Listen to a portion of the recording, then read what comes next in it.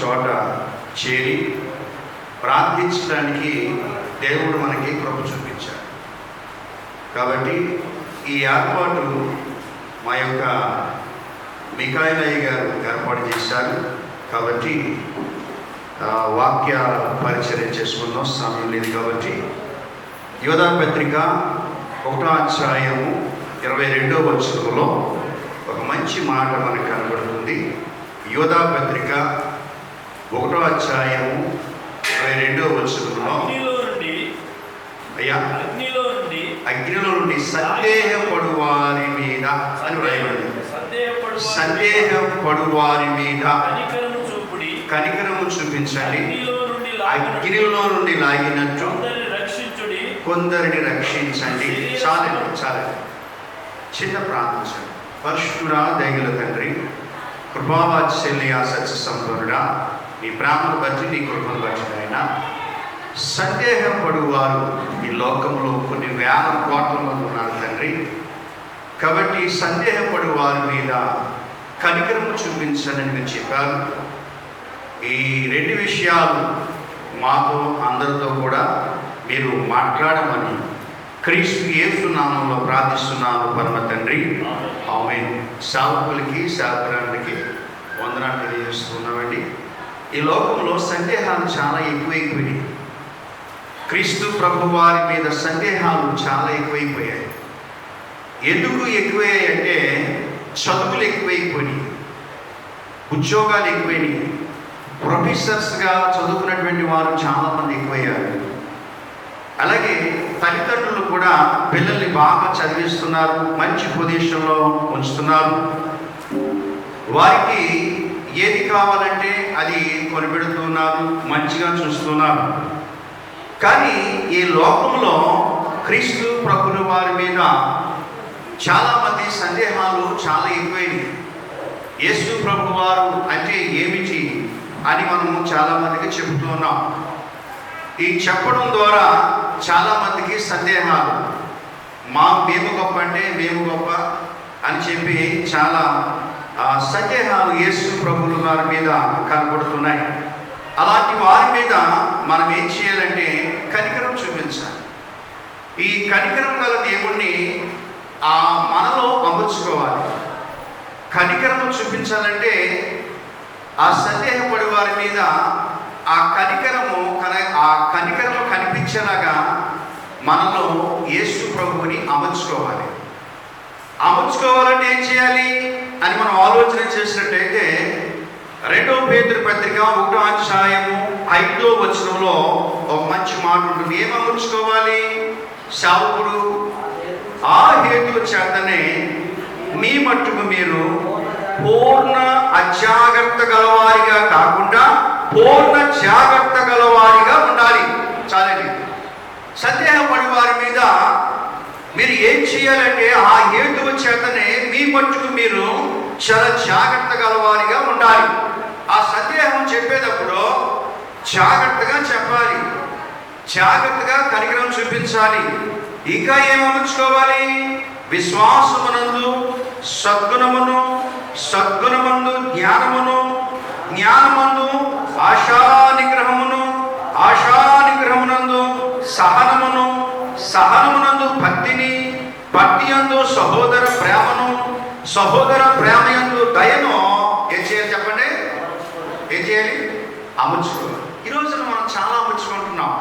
ఒక ఇల్లు అమర్చుకుంటున్నాం, బిడ్డలను చక్కగా చదివించుకోవడం అమర్చుకుంటున్నాము, అన్నీ కూడా మనం అమర్చుకుంటున్నాం. కానీ ఈ యేసు ప్రభు వారికి సంబంధించినటువంటి అవన్నీ కూడా మనము అమర్చుకున్నట్టయితే సందేహాలు చెప్పడానికి అవకాశం ఉంటుంది. చాలామంది సందేహంలో ఉండిపోయారు. చాలా చోట్ల మనకు కనబడుతున్న విషయాలు ఏమిటి అంటే ఇప్పుడు జనరేషన్ బాగా డెవలప్ అయింది. ఎంత డెవలప్ అయిందంటే మనకి ఎవరైనా అడ్డున్నారంటే లోకం ఎలా ఉందో చూడండి. మనకి ఎవరైనా అడ్డున్నారంటే అది తల్లి అవ్వచ్చు, తండ్రి అవ్వచ్చు, ఎవరైనా కావచ్చు, చెల్లి అవ్వచ్చు, లేకపోతే బంధువులు అవ్వచ్చు. వాళ్ళని తీసి పారేయడం, పక్కన పెట్టడం. వాళ్ళకి వాళ్ళ సందేహాలు ఏమిటి అంటే ఇది తీసేస్తే నాకు సమస్య తీరిపోతుంది. యేసు ప్రభువుని అమర్చుకోవలసినటువంటి, యేసు ప్రభువుని కలిగినటువంటి వారి మీద, వాళ్ళ మీద ఈ లోకం అంతా కూడా మనకు కనిపిస్తుంది. ఏమిటి అంటే యేసు ప్రభు వారు అమర్చుకోవలసినటువంటి మనము అమర్చుకోవాలి. అనేక మందికి ఆత్మలకు మనము రక్షణ అనే సువార్త ప్రకటన చేయవలసిన భారం మన మీద ఉంది. పౌలు అంటాడు కదా, సువార్త చేయకపోతే నాకు భారం, సందేహాలు తీర్చకపోతే భారం. కాబట్టి ఈ లోకము ఎలా ఉన్నదంటే, ఇక నాకు చూపించిన చిన్న దర్శనం చూపిస్తాను. యూరోప్ కంట్రీలో మరి చాలా చోట్ల మంచు ఎక్కువ పడుతుంది. మన ఇండియా దేశం మీద రాబోయే సమస్యలు ఏమిటంటే, ఒకటి విపరీతమైన కరువు వస్తుంది, రెండోది విపరీతమైనటువంటి జన నష్టం కలగబోతుంది. మూడోది ఏంటంటే, బంగారు ఉన్నా, వెండి ఉన్నా, ఆస్తి ఉన్నా, అంతస్తున్నా అన్నీ కూడా పక్కన పెట్టి ఆహారం కోసం అలమటించే రోజులు రాబోతున్నాయి. కాబట్టి ఈ రోజున యేసు ప్రభువు వారి మీద అనేక మంది సందేహాలు ఉన్నాయి. యేసు ప్రభు వారి మీద చాలామంది ఎన్నో కామెంట్స్ చేస్తున్నారు. అలాంటి వారికి మనము చేయవలసింది ఏమిటి అంటే, ఒకటి కరుణా కటాక్షకులైనటువంటి యేసు ప్రభు వారిని మనం అమర్చుకుంటే ఆ యేసు ప్రభు వారితో మాట్లాడుతూ ఉంటారు. ఇంతకు రాజుగారు చెప్పారు, అన్నిటికంటే ప్రాముఖ్యమైనది ప్రార్థన. నిజంగా ఈ రోజున ప్రార్థనా జీవితం కలిగినటువంటి వారు మాత్రమే కనికరంలో ఉంటారు, కరుణ చూపిస్తారు. కానీ లోకం విషయంలో క్రైస్తవుడు ఎలా ఉండాలి అనేది రెండో మాట చెప్తున్నాను. ఒకటి, లోకానికి వేరుగా ఉండాలి. లోకంలో కలిసిపోతున్నారు చాలామంది, అన్ని విషయంలో కలిసిపోతున్నారు. లోకానికి వేరుగా ఉండాలి. రిఫరెన్స్ చెప్పడానికి టైం లేదు కాబట్టి, లోకానికి సేవకుడు వేరుగా ఉండాలి. ఎలా వేరుగా ఉండాలి? సపరేట్గా గెస్ట్ హౌస్ కాదు, సపరేట్గా నిన్ను యేసులో ఒక మాదిరికరమైనటువంటి క్రైస్తవుడిగా, క్రైస్తవురాలిగా, యేసుని నువ్వు అమర్చుకునే వారిగా ఉన్నాడు అని చెప్పి మనకి లోకానికి వేరుగా ఉండాలి. రెండోది ఏంటంటే, లోకానికి నువ్వు వెలుగుగా ఉండాలి. నువ్వు వెళ్తున్నప్పుడు వెలుగు నీతో పాటు రాదు. వెలుగు అనగా క్రీస్తు ప్రభు వారి లాంటి అమర్చుకునేటువంటి ఆ మనసు నీకు ఉంటుంది కాబట్టి వెలుగుగా ఉండాలి. మూడోదిగా, లోకము రక్షణ కొరకు పని చేయాలి. మన కొరకు మనం పనిచేస్తున్నాము, మన సంఘాలు మనం చూస్తున్నాం, మంచిదే. కానీ లోకం అంతా కూడా రక్షణ వాక్యాన్ని కలగజేయడానికి అగ్నిలో నుంచి కొంతమంది లాగినట్టుగా కొంతమందిని అగ్నిలోకి వెళ్ళిపోతున్నారు. యవనస్తులు ఆత్మహత్య చేసుకుంటున్నారు. తల్లిదండ్రులు చదివించినటువంటి బిడ్డలు తల్లిదండ్రులు అడ్డు వస్తున్నారు, వాళ్ళు తీసేస్తున్నారు. చాలా విపరీతమైనటువంటి పొల్యూషన్ ఎక్కువగా ఉంది. విపరీతంగా లోకము అంతా నాశనానికి నడుస్తున్నటువంటి వారిని, జోగుచున్న వారిని నువ్వు కాచి కాపాడవా, వాళ్ళని లాగవా అంటున్నాడు. అంటే దీని అర్థం ఏంటంటే, ఆ యేసు ప్రభు వారిని మనం అమర్చుకున్నట్టయితే మన వాళ్ళ మీద కరుణ ఉంటుంది. అనేక మంది వారి ఇష్టానుసారంగా తిరుగుచు లాగుచు లోకమంతా కూడా ఊగిపోతుంది. సినాయి పర్వతం మీద మోషే 40 రాత్రులు 40 పగలు ఏ విధంగా ఆయన చేశాడో అలాంటి పాపంతా కూడా ఈ లోకానికి వస్తుంది. ఒకటి, లోకానికి వేరుగా ఉండాలి సేవకుడు. రెండు, లోకానికి వెలుగుగా ఉండాలి. మూడోది, లోకము రక్షణ కొరకు పని చేయాలి. లోకమంతా కూడా రక్షణ వాక్యాన్ని కలిగించాలని మన లోకమంట. నాలుగోది, తమది కానట్టుగా ఉందనట. అంటే తమది కానట్టుగా అంటే మనకున్న ఇల్లు కానీ, మనకున్న కుటుంబం కానీ, మనకున్నటువంటి బిడ్డలు కానీ తమది కానట్టుగా ఉంటాడు. తమది కానట్టుగా ఉండాలంట. లోకంలో ఉండాలి కానీ లోకంలో లోపలికి రాకూడదు. లోకము తమది కానట్టుగా ఉండాలంట. లోకము వ్యతిరేకతను సహించాలి. లోకంలో వ్యతిరేకలు వస్తాయి, అవన్నీ కూడా సహించాలంట. నిజమైన సేవకుడిగా ఉండవలసిన లక్షణాలు మనకు కలిగినట్టయితే తప్పనిసరిగా కొంతమందిని అగ్నిలో నుంచి లాగినట్టుగా మనం లాగడానికి అవకాశం ఉంటుంది.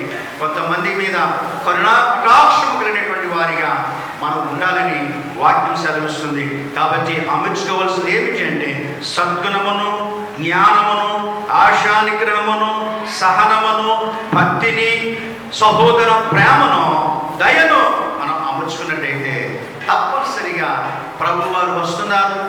ఆయన చేయవలసిన కార్యములు చేయబోతున్నారు. కాబట్టి కొంతమందినైనా ఈ లోకం మాన్యతను మనకు అంటుకోకుండా లోకము వెలుగుగా, లోకములో వెలిగించే వారిగా మనం ఉన్నట్టయితే కొంతమందినైనా మనం ఉన్న కాలంలో కొంతమందినైనా రక్షణలో నడిపించి మనం ఉన్న కాలం ఎంతకాలంలో మనకు తెలియదు. ఉన్నంతకాలం కూడా సందేహపడు వారి మీద కరుణా కటాక్షం కలిగి అగ్నిలోంచి అనగా నరకంలోంచి కొంతమందిని తప్పించి పరలోకం చేర్చవలసిన బాధ్యత మనకున్నది. అట్టి దీవెన ఆశీర్వాదము మనకుండునుగాక. పరిశుద్ధుడా, దయగల తండ్రి, కృపావాత్సల్య సత్సంపన్నుడా, నీ ప్రేమను బట్టి నీ కృపను బట్టి నాయన నీ సన్నిధిలో ప్రభువా మాకు ఇచ్చినటువంటి అవకాశాన్ని బట్టి అయ్యా చేస్తున్న ఈ దాసురాల్ని సంఘాన్ని నడిపిస్తున్నటువంటి నీ సేవకుని కూడా మీరు జ్ఞాపకం చేసుకోమని క్రీస్తు యేసు నామములో ప్రార్థిస్తున్నాను పరమ తండ్రి. మంచిది, చక్కగా సమయానికి పిలిచాడు. అదే సమయంలో ప్రార్థన కూడా చేశారు. చాలా సంతోషం. ఇచ్చిన సమయాన్ని వాడుకొని ముగించడం చాలా అందరికీ చేత కాదు. ఓఎన్ఆర్ గారిని బట్టి వందనాలు తెలియజేస్తుంది. ఈ సమయంలో కొంచెం ఆరాధన చేసుకుంటాం. అందరం తీసుకుపోయిన వెంట లేచి నిలబడి ఆరాధన చేస్తారు. అయితే ఇక్కడ ఆరాధన చేసేవాళ్ళు ఎవరంటే ఆరాధన చేయడానికి ఒక బ్యాచ్. దేవుడి సేవలు మిఖాయిల్ గారికి ఏంటంటే ఆయన ఆశం పెట్టాను. అందరికీ అన్ని సమయాలు ఇవ్వాలి, అందరినీ వాడుకోవాలి, ఎవరిని నిరాశగా వెళ్ళకూడదు అనే ఒక ఆలోచనతో ఆయన అందరికి వెళ్ళి చెప్తున్నారు. ఆయన ప్రేమకు వందనాలు. నిజంగా అందుకని ఈ సమయంలో ఆరాధన చేయడానికి జోజి గారు, ఆమోస్ గారు, బెంజమిన్ గారు, ఆవుపాటి మాస్టర్ గారు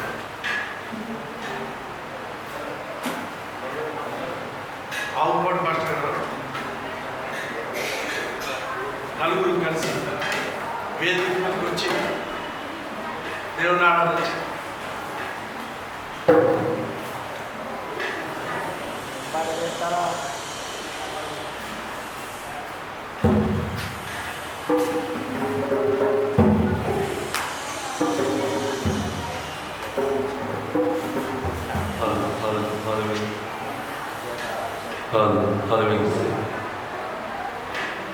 Hallelujah.